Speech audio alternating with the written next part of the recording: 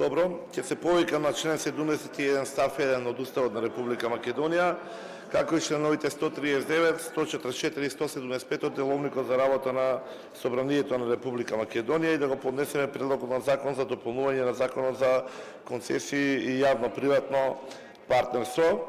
Предлогот на законот е систематизиран во само два члена, каде што со членот 1 се дополнува членот 41г, со кој се предвидува законски можност за завршување на предвидените и започнати проекти од јавен интерес, за кои во текот на нивната реализација се појавува разлика помеѓу планираниот, односно потребниот и предвидениот износ.